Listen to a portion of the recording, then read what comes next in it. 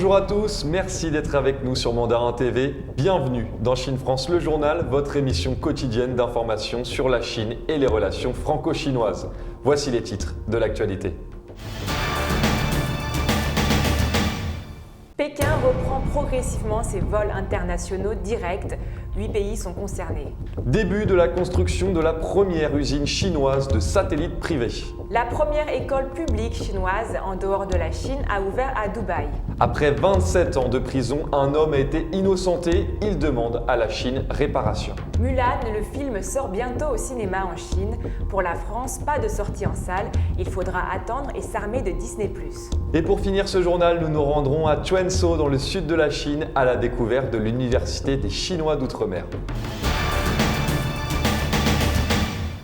À l'occasion jeudi du 75e anniversaire de la victoire de la Seconde Guerre mondiale, le président chinois Xi Jinping a déclaré être prêt à travailler avec son homologue russe Vladimir Poutine pour conjuguer leurs efforts avec la communauté internationale.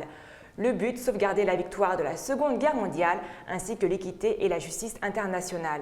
Dans un échange de messages avec Vladimir Poutine à l'occasion du 75e anniversaire de la victoire de la Seconde Guerre mondiale, M. Xi a rappelé qu'à la même date, il y a 75 ans, les victoires de la guerre de résistance du peuple chinois contre l'agression japonaise et de la guerre de l'Union soviétique contre le Japon ont marqué la victoire finale dans la guerre mondiale antifasciste. Le président chinois a expliqué que la Chine et la Russie, principaux théâtres d'opérations en Asie et en Europe, respectivement, ont enduré de grands sacrifices nationaux et apporté des contributions historiques indélébiles à la victoire dans la guerre mondiale antifasciste. Il a ajouté que les peuples chinois et russes ont lutté côte à côte et forgé une indéfectible amitié en versant leur sang, jetant ainsi un fondement solide pour le développement à haut niveau des relations bilatérales. M. Xi a souligné qu'en tant qu'État membre permanent du Conseil de sécurité de l'ONU, la Chine et la Russie assument tous les deux d'importantes responsabilités pour la cause de la paix et du développement mondial. Il s'est dit prêt à travailler avec M. Poutine pour profiter du 75e anniversaire de la victoire de la guerre mondiale antifasciste pour mener leurs pays respectifs vers une coordination stratégique globale plus approfondie. Il a également proposé que les deux parties déploient des efforts concertés avec la communauté internationale pour préserver et pratiquer activement le multilatéralisme et promouvoir l'édification d'une communauté de destin pour l'humanité, permettant ainsi aux générations futures de profiter d'un monde caractérisé par une paix durable, une sécurité universelle et une prospérité commune. Dans son message, M. Poutine a estimé que la Seconde Guerre mondiale était la tragédie la plus douloureuse de l'histoire de l'humanité et que l'Union soviétique ainsi que la Chine avaient été les principaux théâtres de la lutte contre le fascisme et le militarisme, ayant payé le prix d'immenses sacrifices nationaux pour la victoire complète sur les agresseurs. Pendant cette guerre difficile, les deux pays et leurs peuples ont forgé une profonde amitié en tant que compagnons d'armes, a-t-il dit, ajoutant qu'aujourd'hui, ce type d'esprit d'assistance mutuelle est continuellement poursuivi et renforcé et dans le partenariat stratégique global de coordination entre la Russie et la Chine à atteindre un développement florissant. Notant qu'il est de la responsabilité commune des deux parties de sauvegarder la vérité sur l'histoire de la Seconde Guerre mondiale, M. Poutine a souligné que toute tentative de déformer l'histoire et de blanchir les nazis, les militarismes et leurs complices doit être fermement rejetée. Le président russe a assuré que la Russie est prête à poursuivre ses efforts actifs avec son allié la Chine pour prévenir les guerres et les conflits tout en sauvegardant la stabilité ainsi que la sécurité mondiale. Depuis 5 mois, pour contenir les cas de Covid-19, Pékin était fermé aux vols directs en provenance de l'étranger. Jeudi, les liaisons internationales vers Pékin ont repris.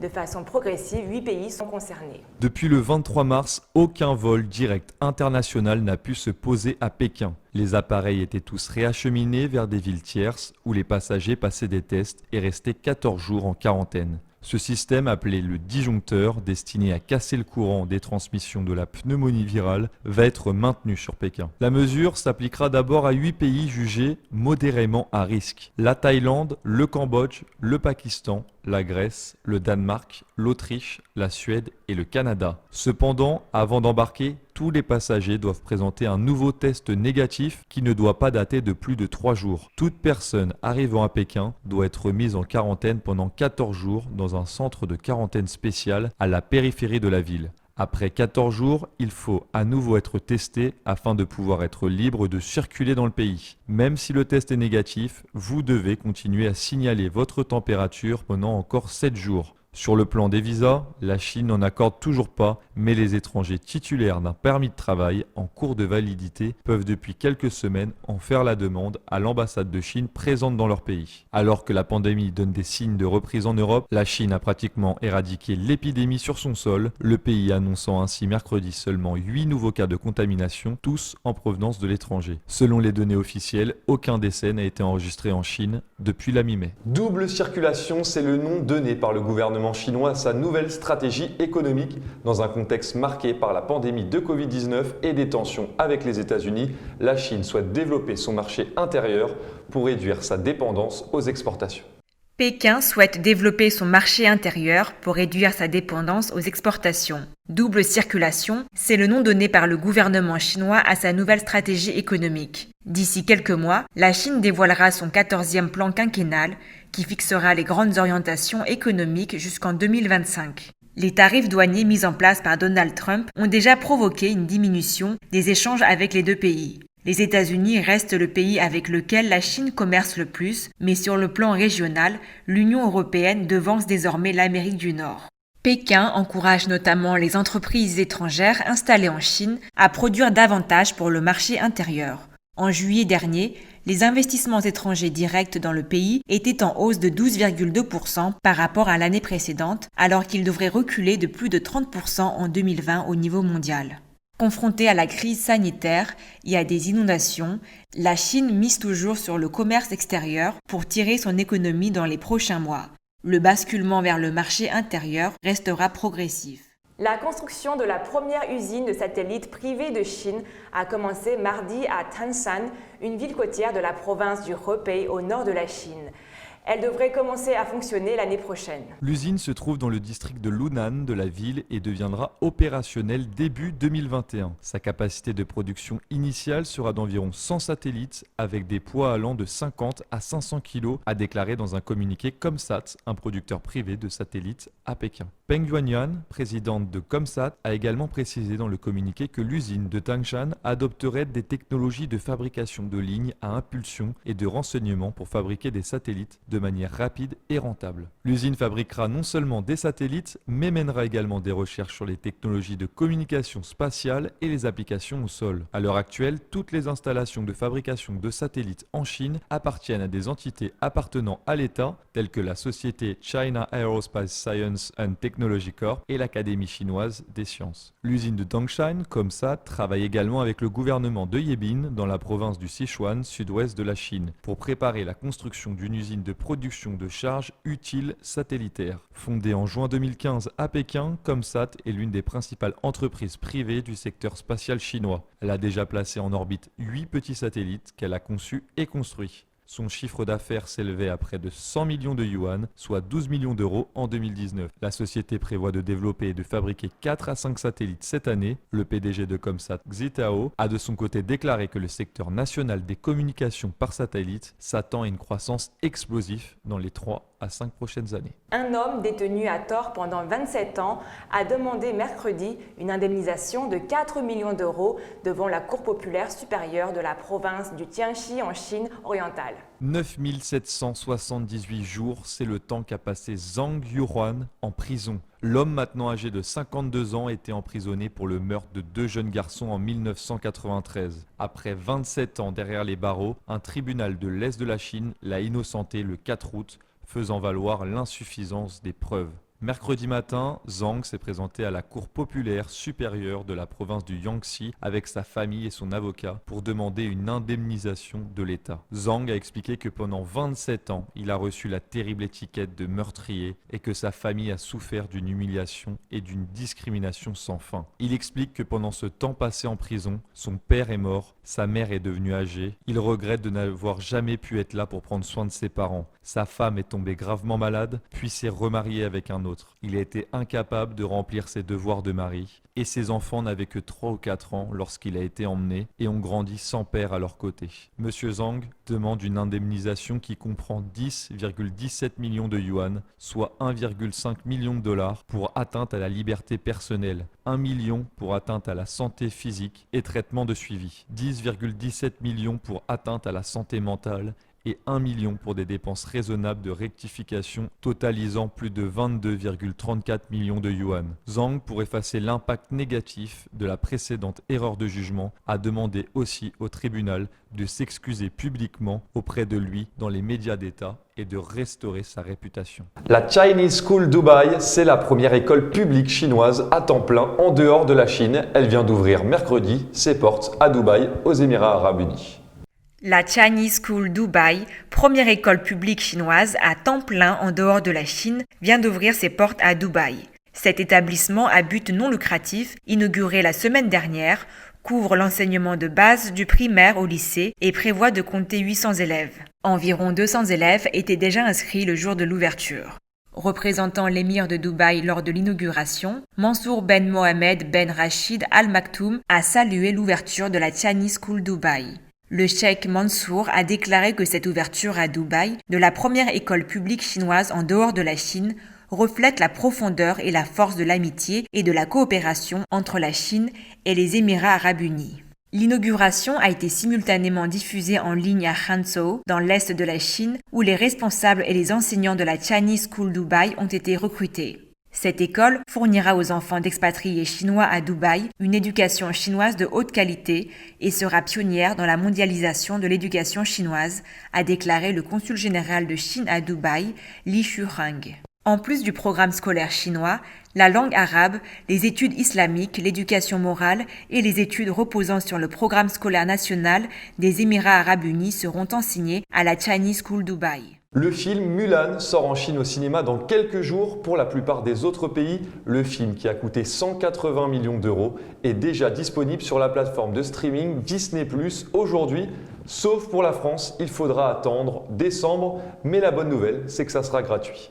Le coronavirus bouscule le monde du cinéma. La pandémie mondiale qui frappe la planète depuis plusieurs mois a forcé les grands studios de cinéma à revoir leur stratégie de sortie pour 2020. Avec des cinémas fermés ou des publics peu enclins à se tasser dans les salles obscures, les blockbusters qui devaient rythmer l'année 2020 ont connu un destin un peu particulier. Parmi eux, Mulan, l'un des films de Disney les plus attendus, ne sortira pas en salle, mais directement sur le service de streaming de Disney+. Il faudra patienter jusqu'au 4 décembre en France pour voir la dernière superproduction Disney. L'information a été officialisée sur le compte Twitter de Disney+, le 2 septembre. Les abonnés français à Disney+ n'auront aucun frais supplémentaire à débourser pour visionner la superproduction adaptée d'une célèbre légende chinoise. Ailleurs dans le monde, comme aux États-Unis, les abonnés devront s'acquitter de 29,99 $ supplémentaires, soit environ 25 € pour voir le long métrage disponible dès ce vendredi. À la date du 4 décembre, en même temps que son arrivée en France, Mulan sera finalement proposé partout dans le monde gratuitement en streaming dans le catalogue Disney+.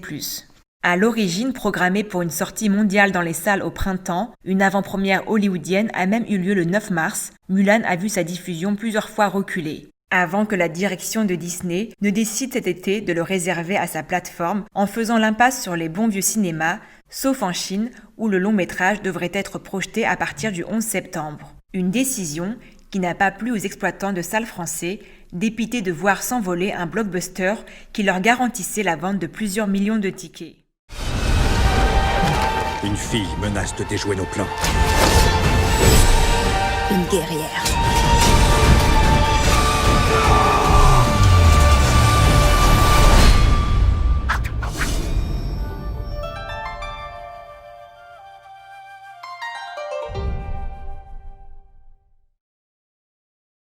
Et pour finir ce journal, direction l'Université des Chinois d'Outre-mer à Quanzhou, au sud de la Chine, une école qui participe au développement économique de la Chine.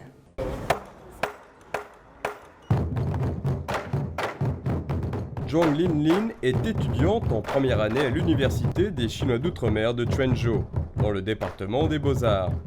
En plus de ses études, elle voue une passion au tambour traditionnel qu'elle pratique avec un groupe de l'université.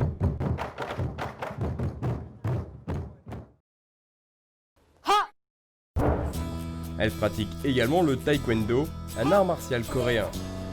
Elle est née aux Philippines, mais a passé une partie de sa vie en Chine.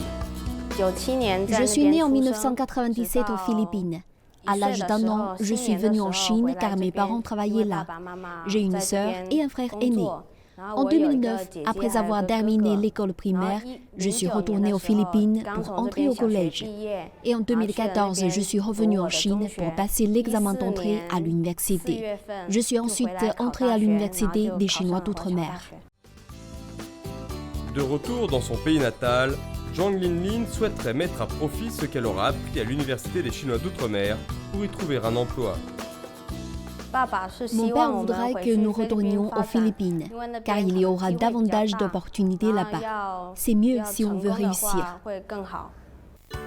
Les étudiants d'outre-mer n'éprouvent pas tous la même envie de revenir au pays. Certains, à l'instar de Wang Yixin, souhaitent rester en Chine pour poursuivre leur carrière. Wang Yixin est étudiante en 3e année d'économie et de commerce international et après un temps d'adaptation, elle a réussi à s'habituer à son nouvel environnement. Je voudrais rester en Chine pour travailler car je pense qu'il y a davantage d'opportunités bien que la concurrence soit plus féroce. Mais il y a des métiers qui m'intéressent. Si je voulais trouver un emploi aux Philippines, cela serait beaucoup plus facile pour moi car je parle anglais, chinois et tagalog. Et de toute façon, je préférerais rester en Chine. Il n'y a qu'ici où je peux faire ce que je veux professionnellement. L'Université des Chinois d'outre-mer permet à des étudiants de tous horizons de se rencontrer et de créer des liens qui pourront certainement leur servir plus tard dans leur carrière. Si je veux trouver un emploi en partie continentale de Chine, il vaut mieux bien la connaître et avoir des relations. Ici, je me suis fait beaucoup d'amis, pas seulement de Chine, mais aussi d'Asie du Sud-Est. À l'Université des Chinois d'outre-mer, il y a beaucoup d'étudiants étrangers et j'ai eu beaucoup d'amis. Je pense qu'ils vont m'aider dans le futur, j'ai beaucoup appris grâce à mes professeurs. L'Université des Chinois d'outre-mer a été fondée il y a 55 ans, afin d'aider les compatriotes d'outre-mer et de promouvoir la culture chinoise. Au cours de son histoire, plus de 50 000 étudiants y ont été diplômés. Cet établissement est ouvert aux étudiants de la partie continentale de Chine, ainsi qu'aux étudiants originaires de Taïwan, Hong Kong, Macao, et aux étudiants d'origine chinoise venant de tous les pays, en particulier ceux situés le long de la route de la soie maritime. En général, les étudiants retournent chez eux après avoir été diplômés et ils trouvent généralement de bons emplois. Ils contribuent de manière importante au développement économique de leur pays, ainsi qu'aux échanges culturels, économiques et éducatifs. Beaucoup d'étudiants de l'université vont jouer un rôle important dans la construction de la route de la soie maritime. Nous allons aussi faire évoluer notre système éducatif et notre modèle de formation pour répondre à leurs besoins professionnels, pour former davantage de spécialistes qui peuvent aider au développement de la route de la soie maritime. En vue de réaliser cet objectif de promouvoir les échanges, cette université a fondé un institut de recherche ainsi qu'un groupe de réflexion sur la route de la soie maritime afin d'étudier les problèmes liés au développement de ce réseau commercial et de former les étudiants qui y participeront dans le futur. On assiste actuellement à un mouvement de retour des Chinois d'outre-mer vers la partie continentale de Chine. Un retour motivé par le développement économique de la Chine ces dernières années. De nombreux jeunes Chinois d'outre-mer choisissent ainsi de venir étudier en Chine ou d'y rester pour trouver un emploi. Nicolas Iranzin. Et c'est déjà la fin de votre journal. Merci à tous de nous avoir suivis. Et retrouvez-nous sur mandarintv.fr. Excellente soirée ou excellente journée sur Mandarin TV.